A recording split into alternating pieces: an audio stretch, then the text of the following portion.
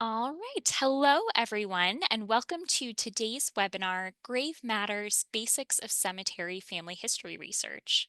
My name is Kathleen McKenzie, Education and Programming Manager here at American Ancestors, and I will be moderating today's session. This program is brought to you by the Brew Family Learning Center. American Ancestors is a nonprofit organization supported by our members and donors. We provide resources and expertise in nearly all aspects of family history, and we're pleased to offer such programming for our members and friends around the world. Our presenter today is Chief Genealogist David Allen Lambert. David has been on the staff of American Ancestors since 1993 and is an internationally recognized speaker on the topics of genealogy and history. He's published many articles in the New England Historical and Genealogical Register, the New Hampshire Genealogical Record, Rhode Island Roots, the Mayflower Descendant, and American Ancestors magazine. He has also published 11 books, including a guide to Massachusetts cemeteries, very appropriate for today. David received his BA in history from Northeastern University, and he is an elected fellow of the Massachusetts Historical Society in Boston, Mass., and a life member of the New Hampshire Society of the Cincinnati and the General Society of the War of 1812. He also serves as the tribal genealogist for the Massachusetts tribe at Punkapog in Massachusetts. His areas of expertise include New England and Atlantic Canadian records of the 17th through 21st century, American and international military records, DNA research, and Native American and African American genealogical research in New England. So, cemeteries are an essential resource for family historians. Gravestone inscriptions can reveal birth and death dates, family relationships, and other details. Epitaphs and symbols included on gravestones can carry significant emotional meanings that can provide context to your ancestors' life and death. So, in this program today, David will go over strategies, record types, and resources that you can use to make the most of your cemetery research. At any point during today's presentation, please feel free to type your questions into the Q&A panel at the bottom of your screen. We'll address as many of those as we can at the end. There is also an optional syllabus available for purchase if you are interested. Your purchase helps to support us in making these free webinars, and I'll be popping that in the chat in just a moment. This presentation is also being recorded for later viewing on our website and our YouTube channel. So if you missed something on today's first listen, don't worry, you can always go back and review the presentation later. All right, so without further ado, please welcome David. Thank you, Kathleen. And welcome. Cemeteries to me are more than just gravestones. They're outdoor museums. They're an archive. And really, they give us a sense of traveling back through time. You might find some old cemetery that has burials for over 3 centuries or more. And then as you travel around the country or the world, you'll find that there are different styles of gravestones, different conditions of cemeteries, and of course, different records that would be applicable for doing cemetery research. So I hope to touch upon a batch of things today that you'll find beneficial no matter where you're researching a cemetery.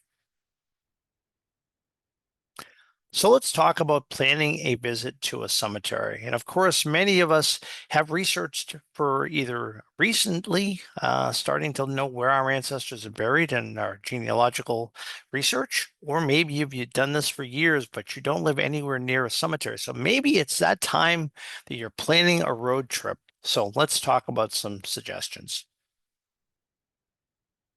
Now, I would first start to talk about location of records because one of the things you have to consider, some cemeteries are very small. Could be in the back of a farmer's field just with a stone wall around it.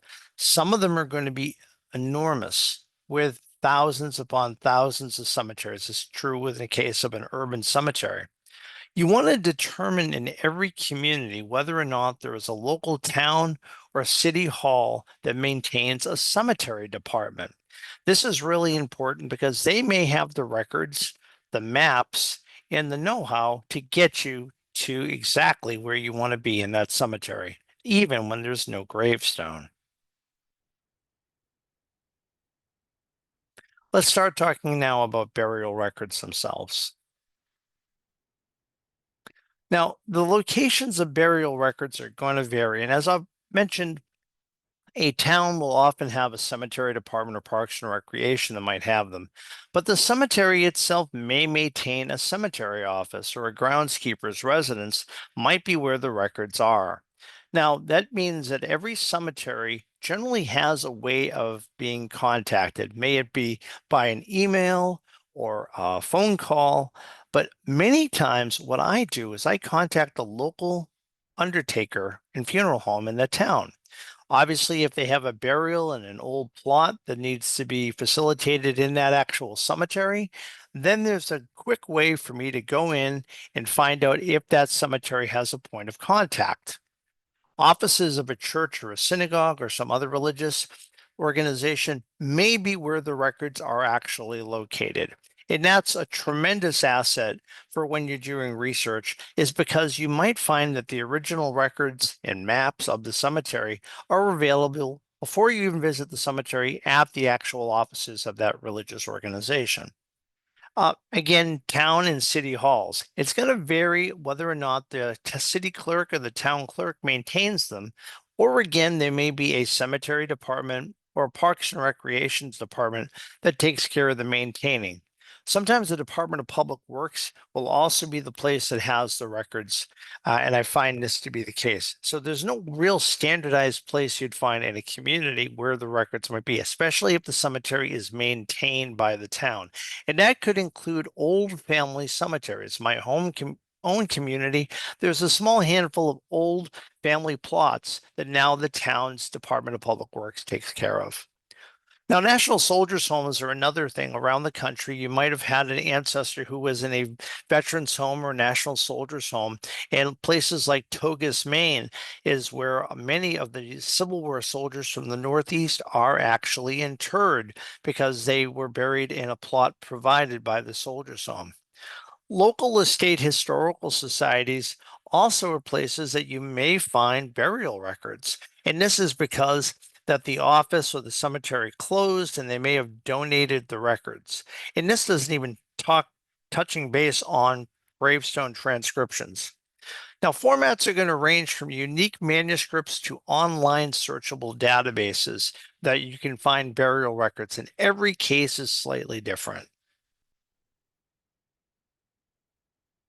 Here's an example from the United Jewish Cemetery Association's records in Cincinnati, Ohio, from the middle part of the 19th century. And what you have here is the names of the individuals buried with their age, their date of death, as well as their date of burial. Oftentimes, burial records may just have the date of burial and not the date the person died. So you figure within a week's time or less, unless the body was being transported. And this is a great way of finding records where the cemetery's records might predate when the city, town, or county was recording vital records. So this may, in fact, be the only instance of the date of death, especially when there's no gravestone. Now, burial permits are another record that you may have seen. Sometimes they're attached with a death record in case the body needs to be transported. So these are issued from a city or town clerk to have a body buried in a community a death did not occur in. So this is giving a permission to have a body transported. My third great grandmother, who died in Boston in 1858, was transported her body to Cambridge across the bridge, and they had to have an accompanying burial permit to be buried in Cambridge, Massachusetts. Now, oftentimes, the burial permit will travel with the actual coffin. It is being shipped over state lines. And sometimes you find these burial permits in the records of the cemetery itself. Mount Auburn Cemetery in Cambridge has actually a burial permit for one of my great great grandfather's brother in law, who has had his pink hermetically sealed casket mailed all the way by train. Yes, mailed by train in 1895, and it had as an accompanying document. It was taped right to the casket itself. Generally, these records are not microfilmed and are occasionally bound with the death records, like I say, and sometimes they're in separate collections. I've not seen a large collection of transcribed burial permits, but if you find where the death record was issued, If the body was being shipped elsewhere, there may be a book of burial permits. Now, here's an example of a burial permit from Leavenworth, Kansas, and from 1901. And as you can see, there's a lot of the same information that you might actually see on the death record itself. And in this case, we have the permit for him to be buried, and the place of interment is the soldier's home. So he obviously had died elsewhere, and his body was brought to the soldier's home for burial. Now, a typical burial register is going to vary. Obviously, the earliest ones are usually the name and the date, occasionally the age. But typically, as the burial permit, excuse me, the burial registers are done and there are columns that are available, you might find more information in these registers. And often will, of course, include the name of the deceased or the family itself, the date of the death, perhaps also the date of the burial or one or the other, the age, sometimes you get the cause of death, and then occasionally you get burial plot details, including the costs and the size of the lot. And the details are going to help you pinpoint where that burial is, especially when you approach a large urban cemetery that have thousands of burials. Knowing exactly where Lilac Path Plot 57 is going to make your search a lot more saner than just wandering aimlessly through a cemetery. Here's an example from Oak Grove Cemetery in Hillsdale, Michigan. Compliments of Family Search. This is from 1899. And as you can see, we have the date of the burial, the name of the person, and we don't then jump right to the age. So don't be confused. The person didn't live to be 895. That's the lot number. And then it gives their age. For instance, someone here is in 58 years, 10 months, 1 day. And then it will have causes of death. Some people have necrosis, tuberculosis, consumption, or even a violent death. And then at the end, it actually gives you the date of death itself. So not exactly in the order you would think, but it's some great valuable information. And again, Hillsdale, Michigan may not keep vital records that early, and this could be a great supplement to missing vital records. Here's an example. We talked earlier about soldiers' homes. This is the National Home for Disabled Soldier Volunteers. And we have not just the name of the soldier and the date of the death, we also have the time of the death, which is very unusual for the early part of the 20th century. We find the regiment that the soldier was connected with. We find out the cause of death, their age of death, and of course, the cost of the burial is occasionally listed as well. Let's talk now about cemetery records. Now, church cemeteries and graveyards are going to be a little different than town-owned cemeteries. Now, the church may, in fact, oversee their own private graveyard or private cemetery.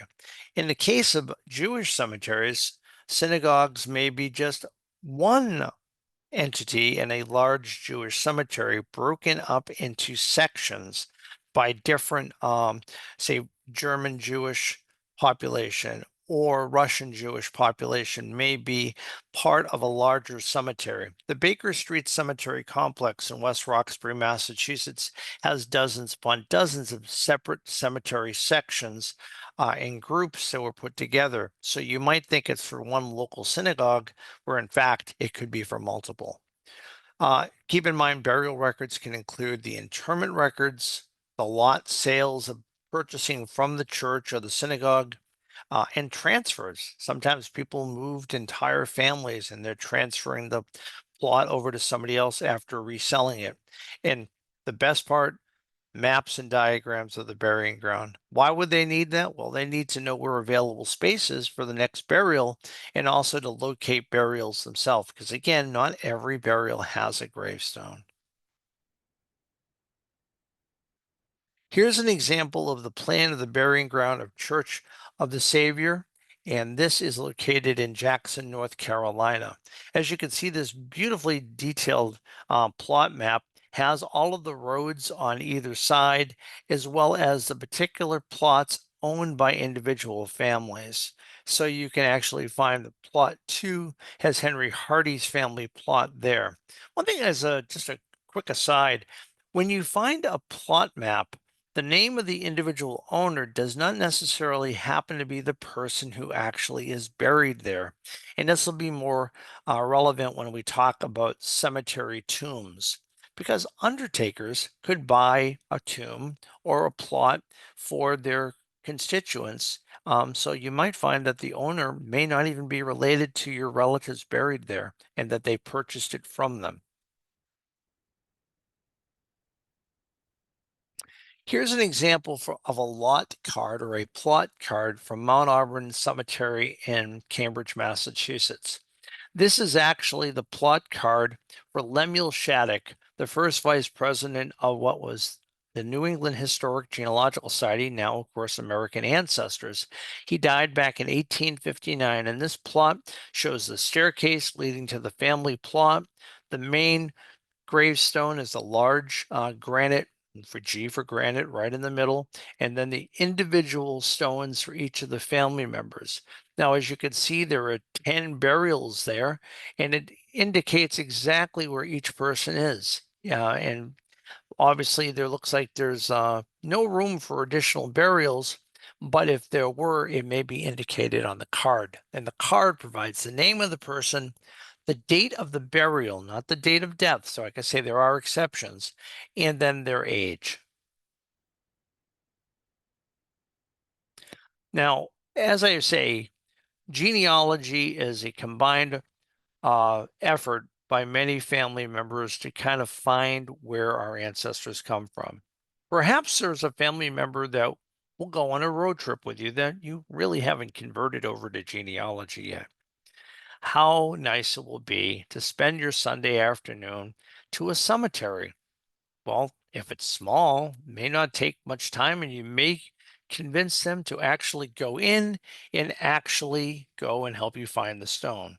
If you approach a cemetery like this one in Jamaica Plain in the outskirts of Boston, Forest Hills Cemetery is an enormous cemetery with thousands of burials through winding paths and little valleys and by a beautiful lake man-made right in the middle. However, if you don't know exactly where they're buried, that might aggravate any future genealogical trips with your friends or family members. Get a map. Maps are often, if there's a cemetery office, they could probably direct you to something online you could print out. They might be able to mail it to you. If they're able to mail it to you or email it to you, ask them to highlight or mark with an X the plot area where your family is buried. And in this case, X marks the spot, and you can find that your relative may not want to leave you at the cemetery after all. Get a map, always a good idea. Here's an example from American Ancestors collaboration with the Boston Roman Catholic Archdiocese, where we have copied the St. Augustine Cemetery records, one of the oldest Catholic cemeteries in Massachusetts, dating back into the early part of the 1800s. This cemetery in South Boston has the actual lot sales. So in this case, we see Bridget Donnelly paid uh, $2 for a lot. Another person paid to have someone moved out of a plot. So these are the lot sales, and it necessarily does not mean that that is the deceased they're talking about, but the person buying a plot maybe for a loved one. Transcribed gravestones. Has the cemetery that you are visiting ever been transcribed? Since the 19th century, American Ancestors has diligently collected the transcribed gravestones throughout New England and the United States and abroad. This is a valuable tool for genealogists. As you know, time does not always do gravestones well. Many marble stones have faded almost to the point of being illegible. Some slate stones have fallen, broken, or even buried in the ground. In some cases, we can't read what was on the stone, but if someone transcribed that stone in 1895, it may be as crisp and as beautiful as the day it was put in 100 years before, and maybe not so much years later. Besides American ancestors having a numerous amounts of gravestone transcriptions available on our website, the Daughters of the American Revolution have had a concerted effort for many decades to go out and transcribe Revolutionary War related graves in other cemeteries around the nation to help with their efforts. And of course, there are many more organizations, right down to the local historical society, or maybe you've transcribed a local cemetery and have you put your records on deposit somewhere as well. Now, in recent years, putting gravestone transcriptions and images became a lot easier with websites such as Billion Graves and Find a Grave, where you'll find hundreds of thousands of images of gravestones and burial plots from around the world.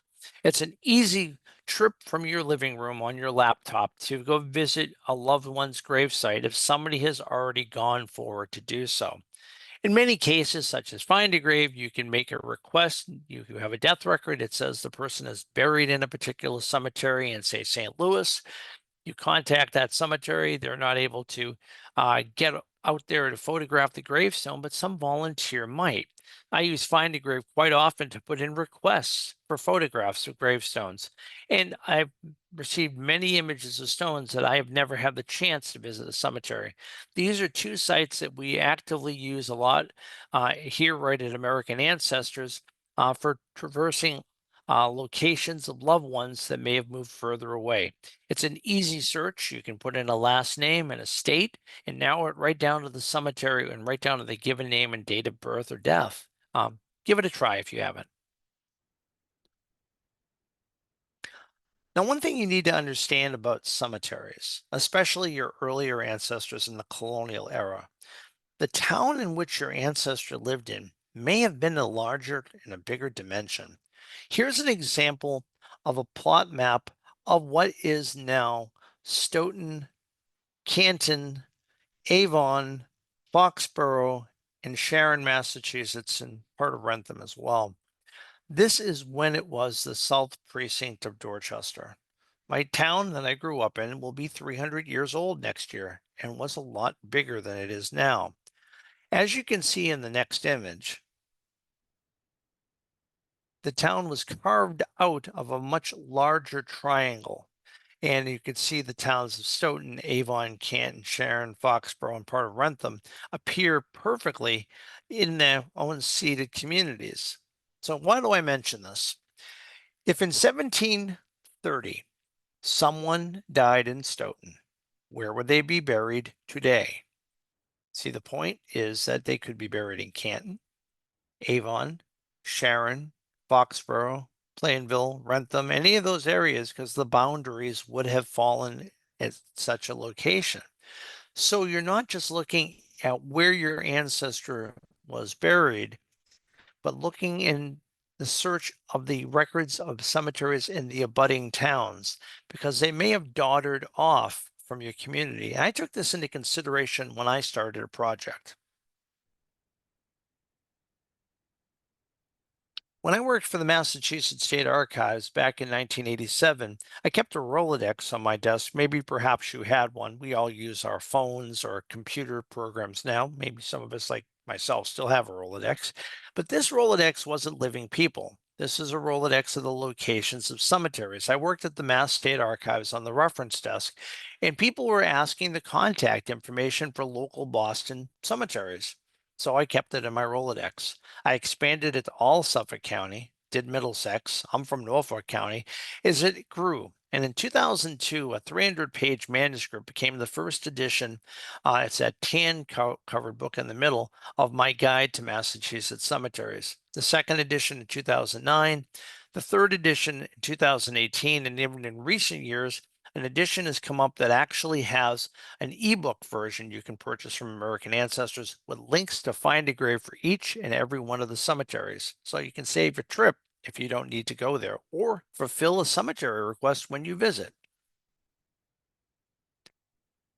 And the reason I'm mentioning this is not just simply just plug a book that I wrote, is the fact that it actually has that information.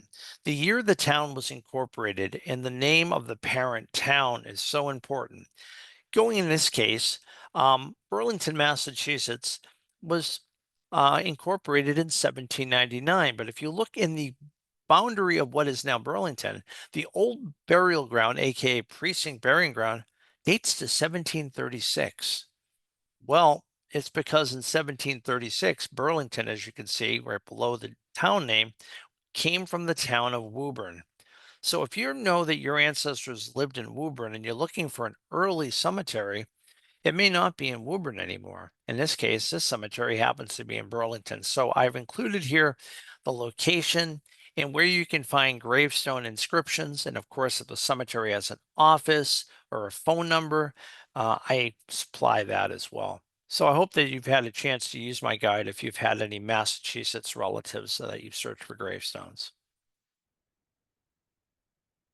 Now, one thing to consider while you're planning your trip are the rules and regulations. Not every cemetery is created equally.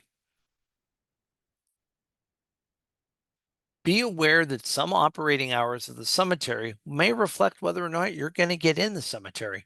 Yeah, there are some that are on stone walls and you can just basically hop the fence.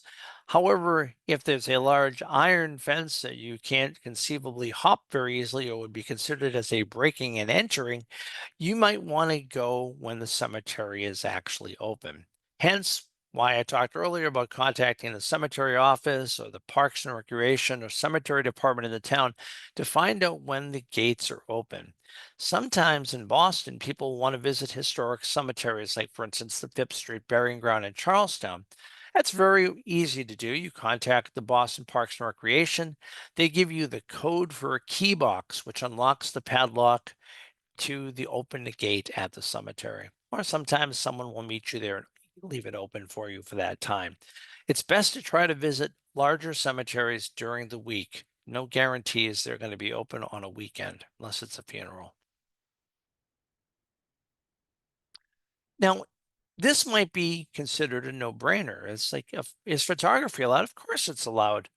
Well, actually, because of sites like Find a Grave and Billion Graves, and people have gone out and photographed thousands of gravestones. To us, as genealogists and family historians, it's a wonderful thing. But for the privacy of some families to be buried in a private cemetery, might be they feel that their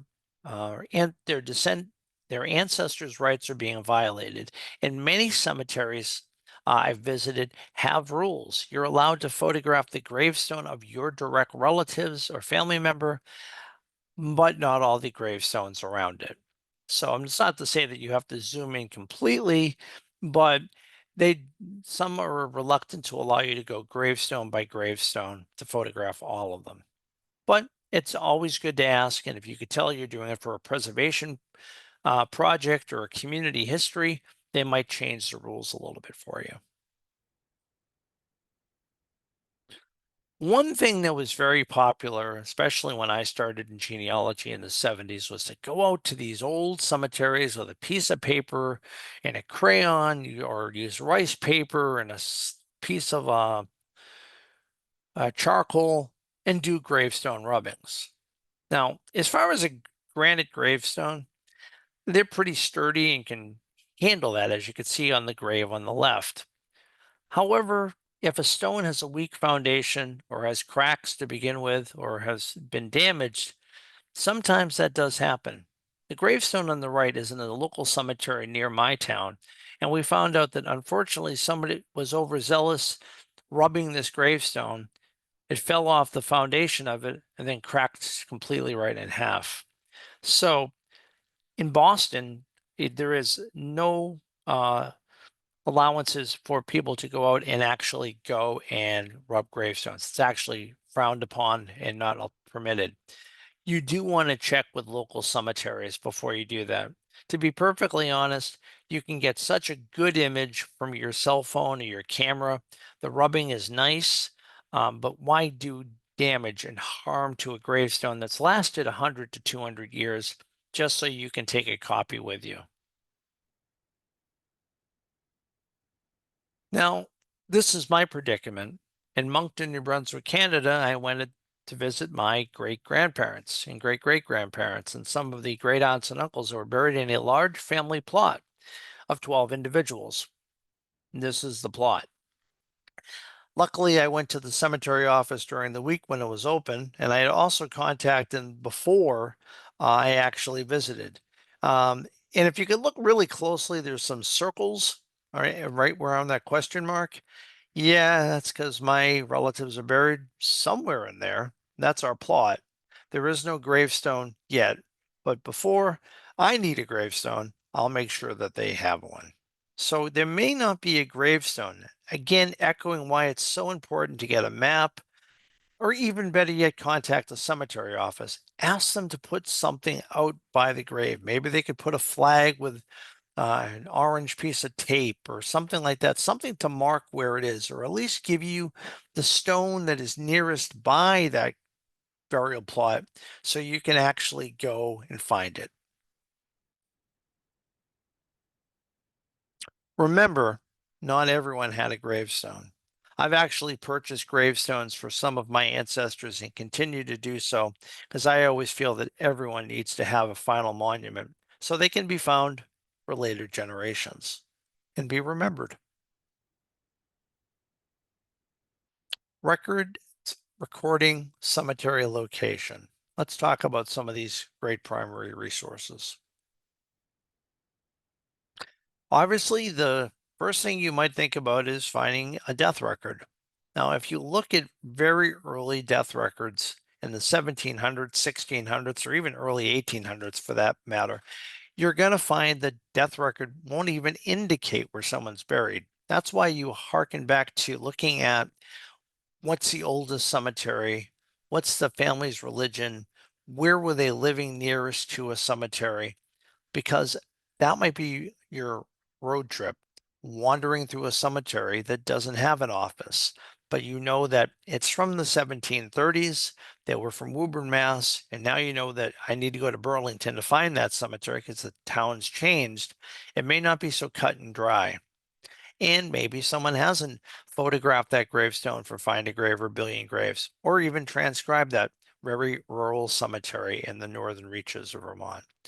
So here's an example of a death record from 1920 that clearly at the bottom gives me the fact that this individual, Irene Kelly, is buried at St. Patrick's Cemetery in Lowell, Massachusetts.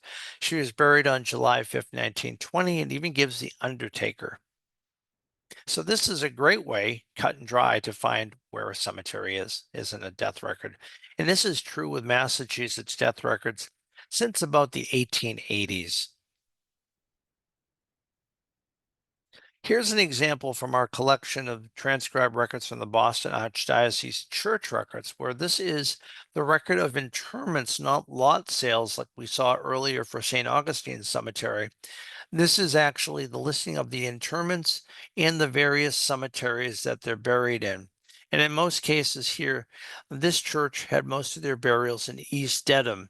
Some are in Norwood, but this is giving you the location. Now, it doesn't give you the exact plot, but it is the next clue to contact and find where, say, in this case, it's a Catholic cemetery.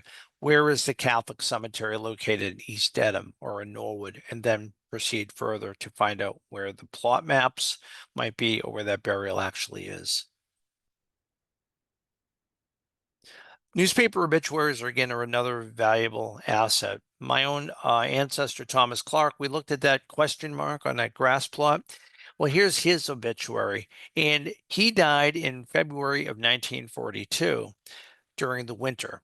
As you can see here, his burial initially was in the receiving tomb vault of Elmwood Cemetery. He wasn't buried because in 1942 they didn't have the equipment to break the ground to put his casket in for a burial. Another place that you might find an instance about the death and burial is in probate records. Sometimes you have the people that are carving the gravestone or digging the grave. You might recognize the name of the person digging the grave because they're the sexton for a local church. And now you know that that church has the first parish cemetery connected with it. Could be a chance that that's where you'll find your early ancestor's grave. Probate records in later years, like the 19th and 20th century, might have bills from funeral homes, even costs of buying a cemetery plot because the person was the first in the family to die in that community, and that might indicate the cemetery. So probate records may also be a good source to find where someone's buried. Funeral home records are very easy to find if it's somewhere in the 20th century, providing the funeral home is still in business. Some communities have funeral homes that date back well over 100 years, but not always their records. Just like any business, records don't always get kept after a certain amount of years. Some funeral homes figure that no one's going to need the burial records from 50 years ago. No one's come forward to use them. Why bother? And in this case, we have some funeral home records here at American Ancestors that we have acquired. And this one is particular for a funeral home that had someone being buried in Mount Auburn Cemetery, and they had died back in 1939. Gravestones. As you can see, there are a lot of records associated before you even get to the cemetery that you can tackle before you make your visit. Now, let's talk a little bit of sort of a genealogy, if you will, the history of colonial grave markers right on through the 20th century. It may be located in a Puritan burying ground. Now, back then, Puritan cemeteries in the 17th century were away from the meeting house. The body did not need to rest in sacred ground.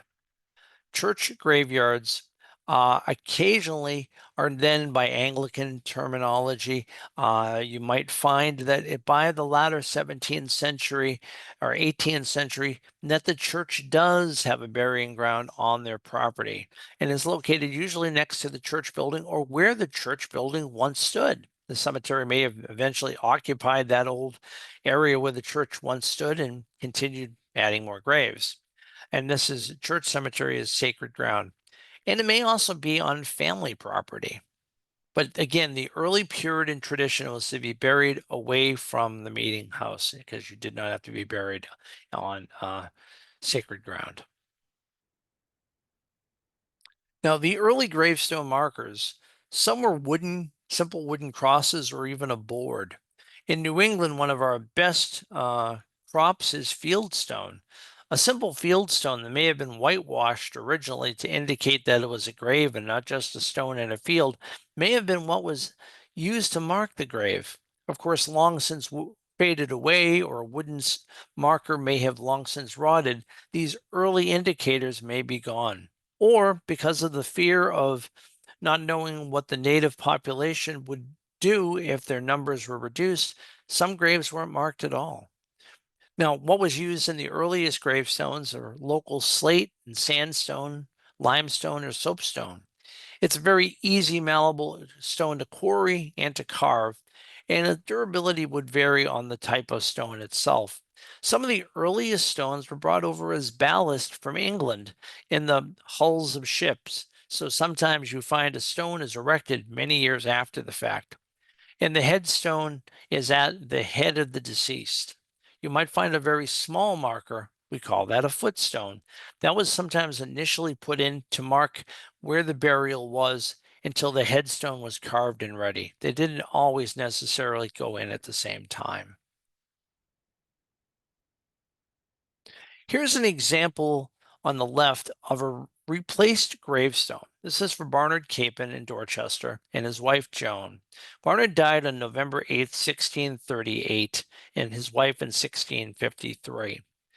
This fragment on the right-hand side is what was found when they were replacing a stone where they thought it had long since disappeared, and this is all that is left from one of the earliest known dated 17th century gravestones from New England.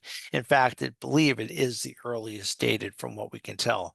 Now, that being said, the gravestone on the right looks a little similar to the one that was put there in the latter part of the 19th, early 20th century, but it's not the early style that you would see in the 1630s. So chances are this stone was put there after his wife Joan died in 1653. But the significance is it bears that date and it is in the archives here at American Ancestors, whereas the modern reproduction marks the grave today. 18th century grave markers. Well, gravestone markers became taller in size. Slate is able to be worked better, and they would get more of it when quarries and more industrial work is being done. Typically made from slate or sandstone, and again, locally quarried, um, making the ease of transport. New shapes appeared. Sometimes they were plain rectangles, sometimes they were three-part shouldered, and occasionally you find portrait stones or cherubs with winged cherubs, or you might find the historic death head of the 17th and 18th century, showing the winged soul ascending to heaven. 19th century grave markers. Now, these may be located in burial grounds replaced by cemeteries in a planned burying ground. Places like the Mount Auburn Cemetery in Cambridge was part of the garden movement, where you're essentially not buried in a graveyard, rows and rows of tightly packed in gravestones, but you're buried in with nature. Rural cemeteries such as Mount Auburn in 1831, Greenwood Cemetery in Brooklyn in 1840, and even Forest Hills Cemetery in Jamaica Plain in 1848 are just three examples of these garden cemeteries where you would wander the weeping willows and by the paths that have very beautiful flowery names, and you'd find your loved ones buried in nature. Now, the 19th century gravestone markers began to be more varied, taller, larger. In fact, it's almost a competition. One factory owner might have a very tall granite obelisk.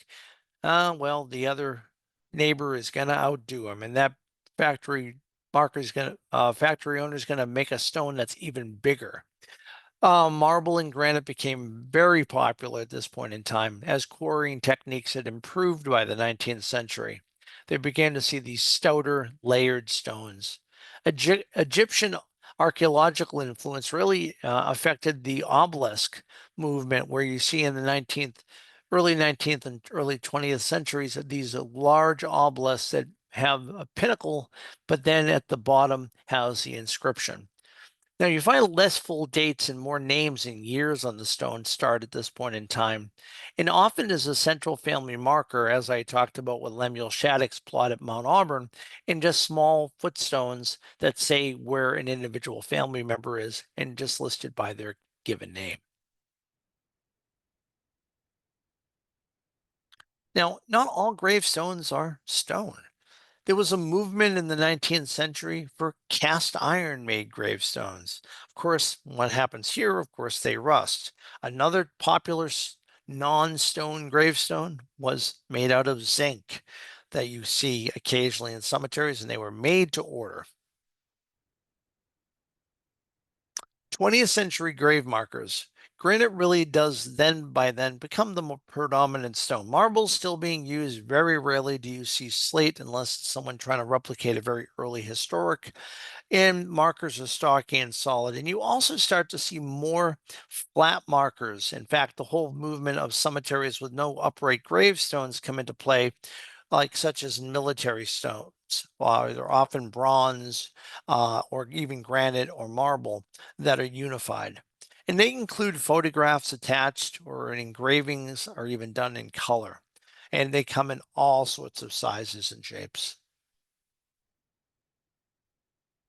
More markers? Well, you can see this person has taken a field stone and just had the names of who's buried in that plot. Now there are small family grave markers indicating the individual graves, but that's just utilizing a stone that was in the cemetery. Or how about here, where you have the very ornate iconography of an oak branch with an acorn associated with it. And you get the very flowery cut away from granite. So it wasn't just the inscription that could be carved, you could get more detail. Often you'll see markers that reflect someone's religion, as in the case of these two, having crosses and will put Christian symbols on the stone itself. Jewish symbols found on the gravestones include the Star of David and the sign of the Kohen, which you will often see on early gravestones in and around the United States and abroad. Symbols of fraternal orders, such as the Grand Lodge of Masons or the Benevolent Order of the Elks, are just some of the gravestones for fraternal organizations. In the paid syllabus we offer, I do have a listing of many of the abbreviations that you commonly see for fraternal and hereditary societies, as well as a listing of a great website that shows iconography that you can check out. We could spend an entire lecture on gravestone iconography, but I did want to touch on it a bit. Military headstones are also pretty commonplace by the 19th and 20th century. Starting with the Civil War, you start to see uniform marble stones with the name and the regiment of the individual or the vessel they served on in the Navy or the Marines. They don't often have the actual date of the person's life. And in this case, right here, you have a military headstone, but in this case, a person is buried in a military cemetery, but that's not a military symbol. That's for a firefighter. And you might find an emblem included or multiple emblems included to different associations of the person's life. Again, granite have the flexibility to be carved as simple or as ornate as you wish. The gravestone on the right of for Myron Gilbert has a perfectly spherical black Quincy granite grave marker right on top of the pedestal.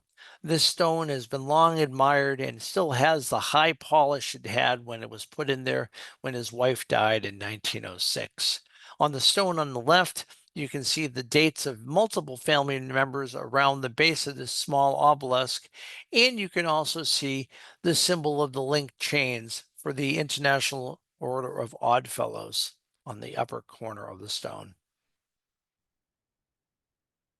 In search of a tomb. Many times we're looking for our ancestors in an urban setting or even in a community, and we don't find a gravestone. Did your family own a tomb? In search of a tomb, burial records on the local level may reveal a tomb number, such as a burial record. Now, the names engraved on a tomb do not always reflect all those who are buried within the tomb itself. In fact, this name on the tomb could be for the Smith family, but that was the original owner. They didn't change the name on the tomb, but the Smith family sold it to the Joneses, and that tomb has the Jones family in it. Sometimes tombs will have multiple names as well carved above the door, or the date it was constructed or purchased above the door. In some cases, such as Thomas Hutchinson, the governor of Massachusetts, it was completely emptied and reused after he fled from the American Revolution as a loyalist. Tombs are often bought and sold simply like real estate. This example is from my own great grandfather's younger brother, Charles H. Poor from the Massachusetts statewide vital records you can find on American Ancestors, has his date of death. And it tells me that he died from convulsions. He was a small baby of only a year old at that point in time. And it says where he was born, name of his parents. Well, what's it missing? The early 19th century statewide Massachusetts vital records omitted something until the 1880s. That was the place of interment. So what do? I don't have it here on the statewide record. I turn to the city of Boston record. The next image will show me more.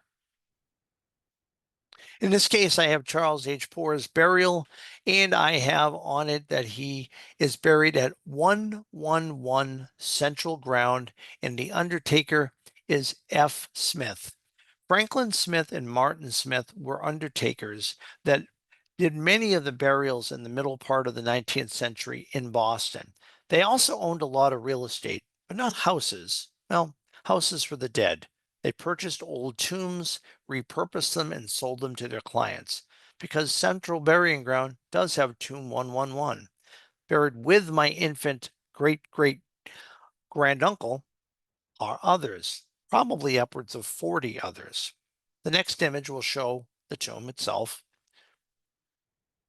And if you go to visit, 111 central ground, there is, of course, the chance that the number might have been changed on the tomb. So that's why having a map of showing the old tombs and the new tombs is very valuable. And here it is, Martin Smith, tomb 111.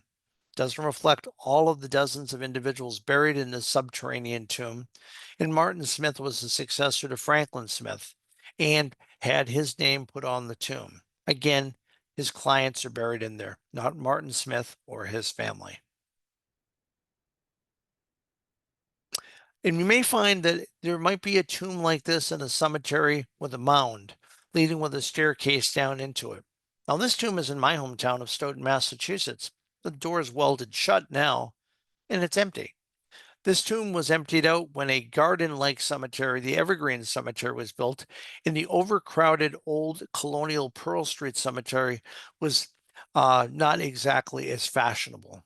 So this has no one in it anymore, but many of these tombs do have families buried in there. In vaulted brick ceilings, many of these tombs have stood the test of time for over 200 years. Of course, mausoleums, the forerunners to underground tombs, are above ground tombs, harkening back to Roman and Egyptian and Greek tombs of the classical period. These tombs, often emblazoned with columns and statuary, are where a family would be buried, except for being in the ground. The locked doors here within this large tomb lie three individuals: George Belcher, his wife, and their daughter, and no one else. Now, you might find that in the case of my great grandfather, Thomas Clark, that he was buried in a receiving vault. Receiving vaults are where they would store bodies during the winter months when they couldn't break ground in the northern states. In this case, we have the receiving tomb that would be during the New England winters unable to be breaking ground. Now it's essentially a tool shed. They don't use it anymore because of the equipment is available to dig a grave where it's not just a shovel and a pick. Gravestone inscriptions. As I alluded, that gravestone inscriptions are a lost art to get the exact way down, and you might find Latin symbols of age of. The AE that you often see refers to the age of death. You might see a Y, common substitute for the thorn symbol, which signifies the TH sound. Examples would be like 5Y or fifth, YE, ye, or the. And you might find OB in Latin, and many times gravestones of ministers will have Latin phrases and terminology. In this case, she or he has died. Archaic terms you might find on a gravestone might be that she is listed as the spinster, or the consort, or the relict. A spinster is an unmarried adult female. Consort would be the wife, husband who is living at the time of her death, or relic would be the widow, the husband having predeceased her. Given names and surnames may also be abbreviated on a gravestone, such as a name like Jonathan could be JON superscript A. Gravestone iconography in the 17th century became very basic with a winged skull. By the 19th century, you have ornate marble and granite carvings, as we've kind of discussed and showed a little bit. Typically, what you find on the iconography are usually birds and animals, occupational subjects. Somebody's job is highlighted. Maybe they were a fireman, like we saw in the symbol for one of the granite stones. Trees and flowers, military or fraternal, religious. There are so many different options. So let's talk a little bit more about this.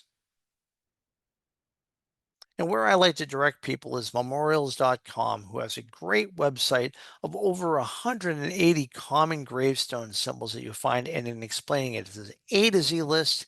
It's all illustrated and it's free. Again, memorials.com, info headstone symbols meanings index.html, or if you just go to memorials.com, you'll be able to find this page fairly simply. Fraternal abbreviations are also on the stones, as we've seen, and it could be different organizations. The left-hand side has a Masonic. The upper left, the upper middle stone is for the Grand Army of the Republic. It shows the membership badge. We've got the Knights of Pythias in the lower middle, and we have simply the acronym for the International Order of Oddfellows on this granite stone on the right. But they also have other Oddfellows symbols at the bottom. Cemetery transcription examples. I've like to show a few examples because they're not always standard. This is typed abstract and it's arranged alphabetically. I just basically was arranged alphabetically. Chances are they're not buried alphabetically, but very minimalistic. You don't have that whole inscription there. Another variation have the name, the age, the date of death, and the lot information. So in this case, someone was transcribing probably burial records because the lot numbers are usually not written on the stones.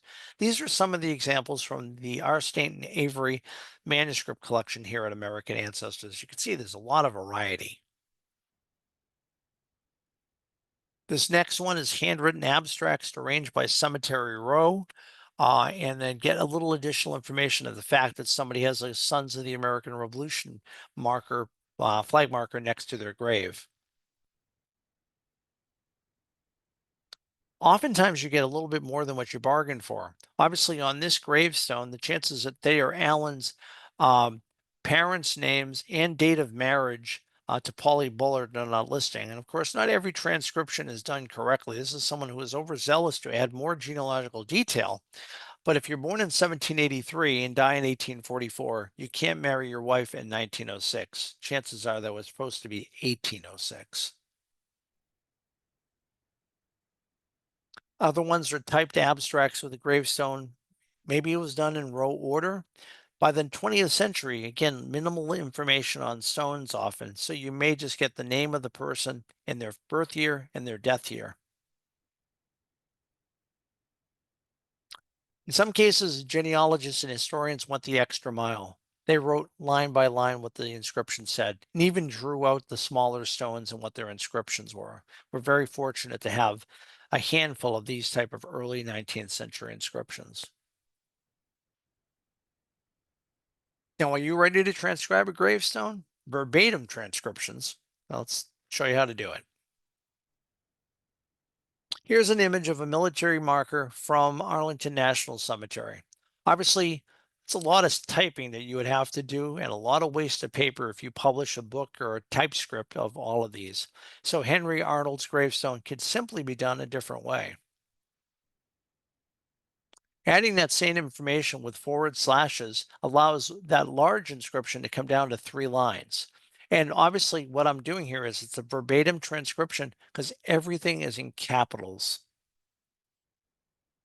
How does that work with an older stone? Here's Deborah Sampson. I photographed this stone and it's on Find a Grave. Deborah Sampson was a female soldier in the American Revolution who posed as a man, Robert Shirtliff, and actually later got a pension. So how do we do Deborah's stone justice by transcribing it? Obviously, her first name is all in capitals and one bold font. The next line is in italicized. And then we have her husband's name. And then we've got her date of death. And it is exactly how the stone appears. So that way, if anything ever happened, one could recarve the stone exactly with the same style and font. And also taking that information down using forward slashes. You may also want to add that stone condition that it's a slate gravestone. In this case, it has a carved weeping willow tree within a circle above it, going that extra detail. Given names and surnames, again, may be abbreviated, and it's uncommon sometimes to have surnames abbreviated, but be certain that sometimes carvers screwed up their efforts and they misspelled something, or they ran out of room, especially on the early stones. So be aware that mistakes do happen.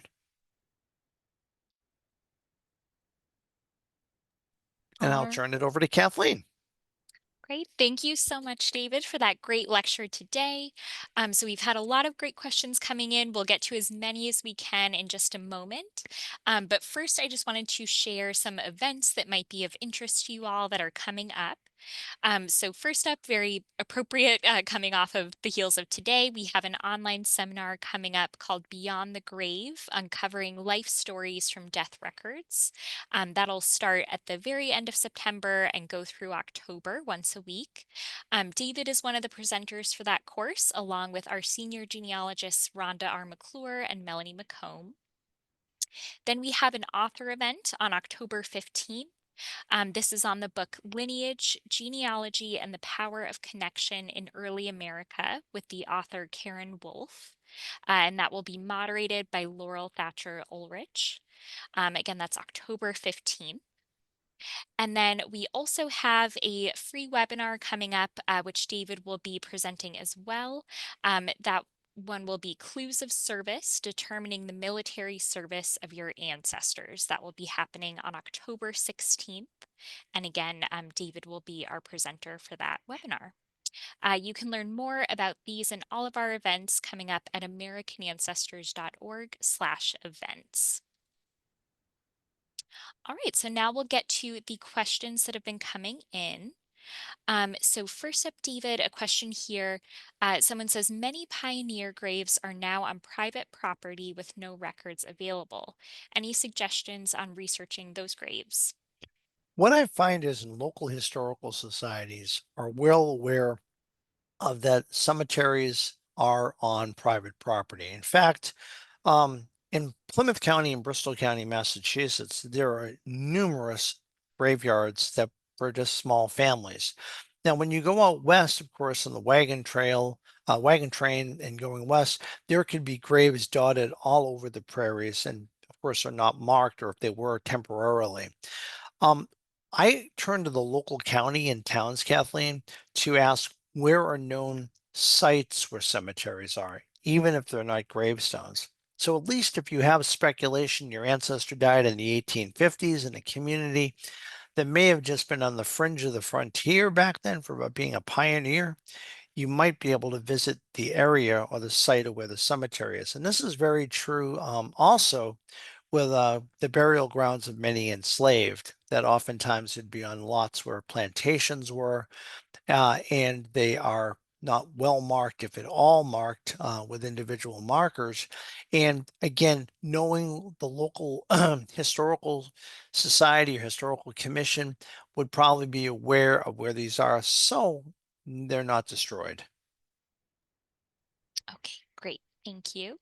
Mhm. Then a question here from Joanne who asks, I have an ancestor who arrived at Ellis Island in 1908 at 4 years old. They were then confined to the Ellis Island Hospital where he died 5 days later. I can't find any death or burial records. Was there a particular cemetery where newly landed emigrants who died were buried? I think it varied on their religion, but it is definitely a question I would be more than happy to entertain with after doing a little further research for you.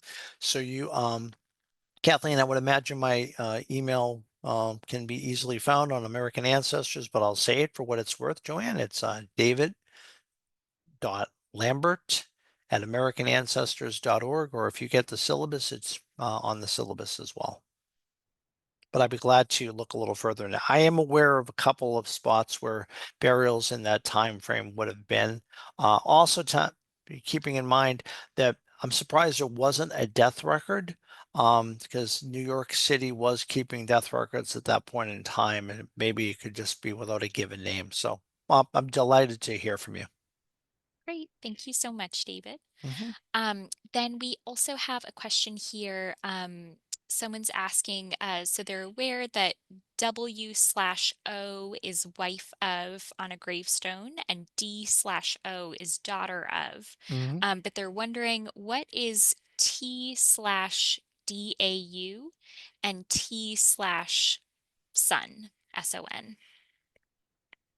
if you're familiar with that. My suspicion would be the son or the daughter. I'd like to see the context of it in an image again. tossing my email out there again if you have an image of it. Usually it almost sounds like it's a later versus an earlier stone. Oftentimes you see superscript associated with it, but T for DAU would be, I would imagine it's the daughter of, and then the son of. But again, I'd love to see the image to verify that 100%. Okay, great. Thank you. Uh-huh. Then a question, David, about your book, the Massachusetts Guide or Guide to Massachusetts Cemeteries. Mhm.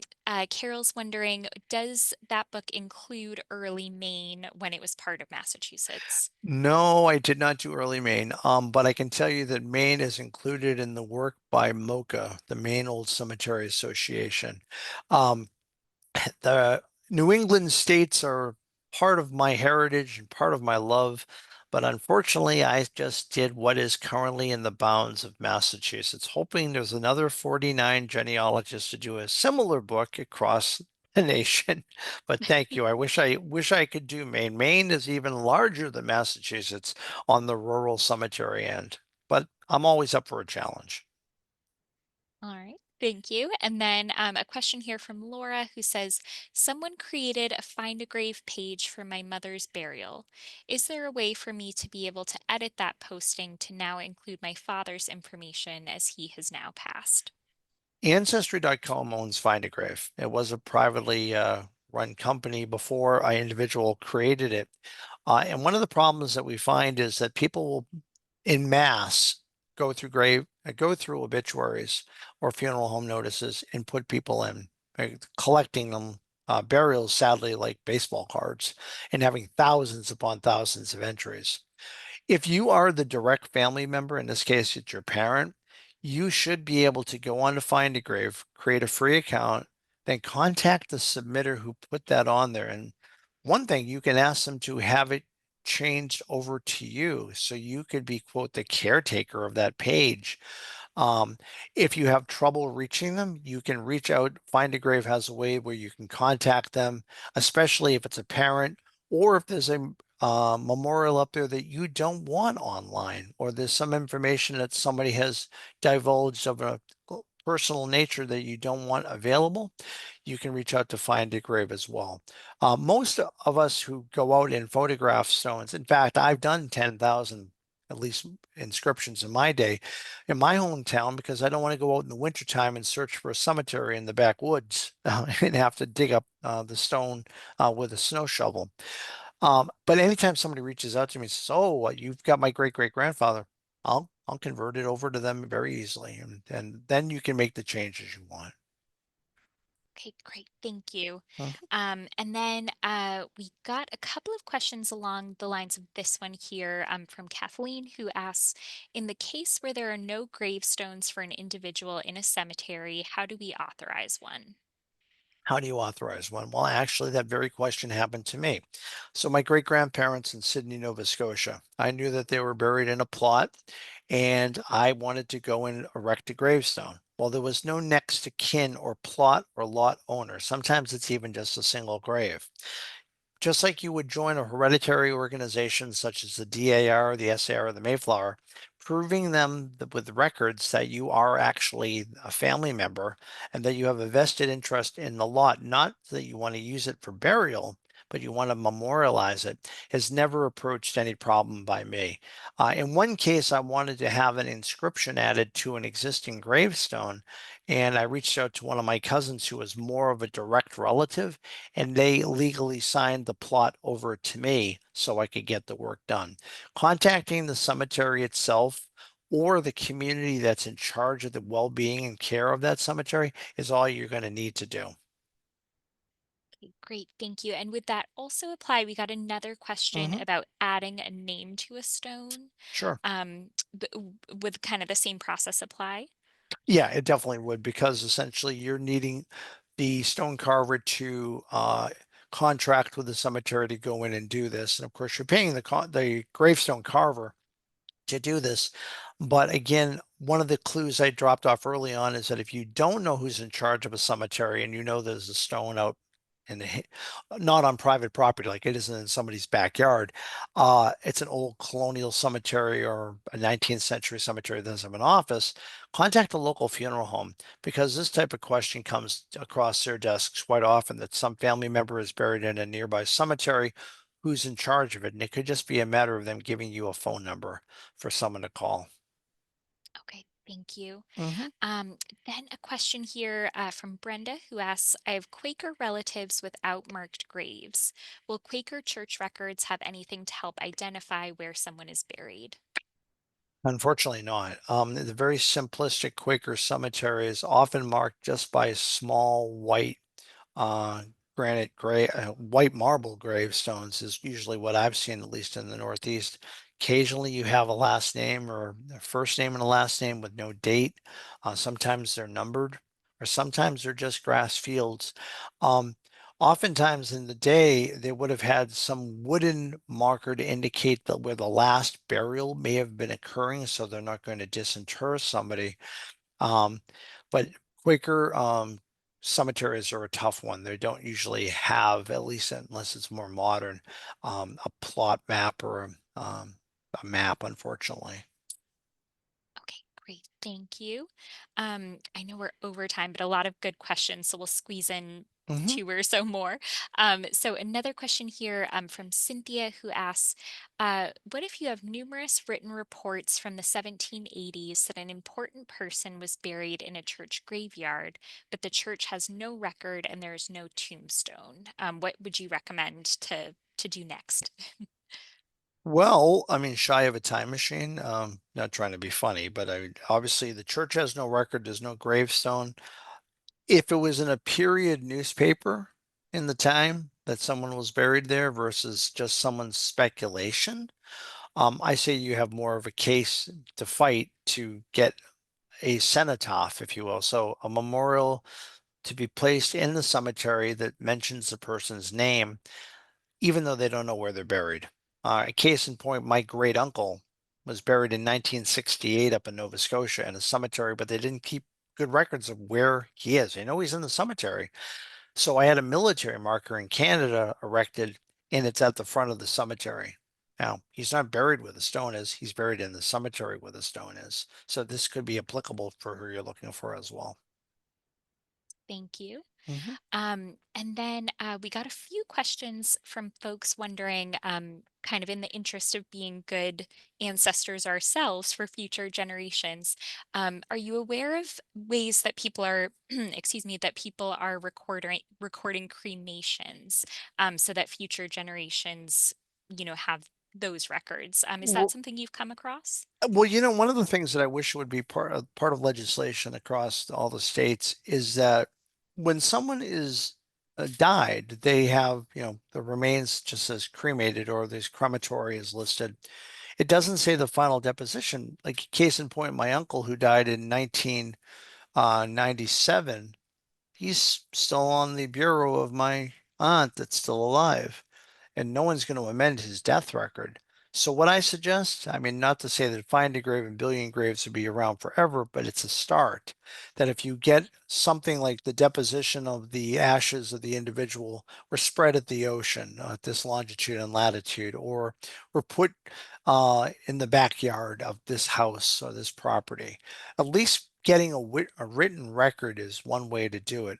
Oftentimes, cemeteries or churches that have memorial gardens where ashes are just spread in common, or you might find a cemetery like in the common place where my family's buried, is they have a columbarium where there are niches where you can bury in an urn, place an urn or two into a niche, and then have a granite plaque with the name on it. So there's various ways of doing that, and also keeping a good record in your own genealogical papers and considering publishing something or passing the information down for future generations.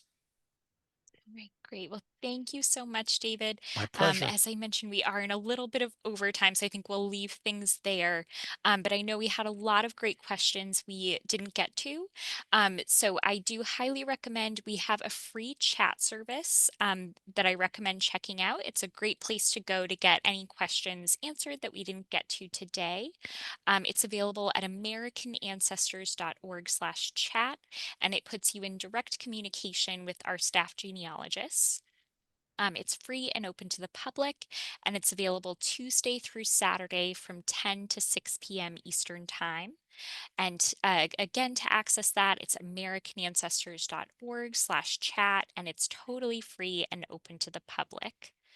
And as well, you might consider hiring our research services team.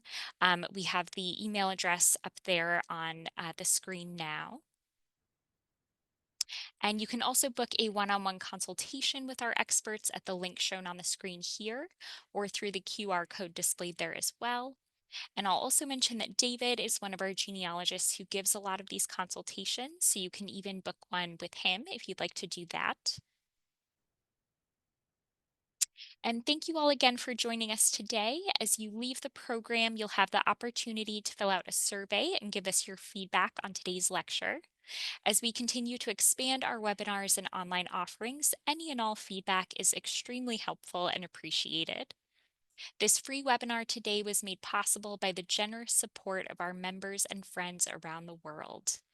Please consider making a gift to American Ancestors to keep these programs free and to create more free programs like it as well. I hope to see you at our online programs in the future, and goodbye for now.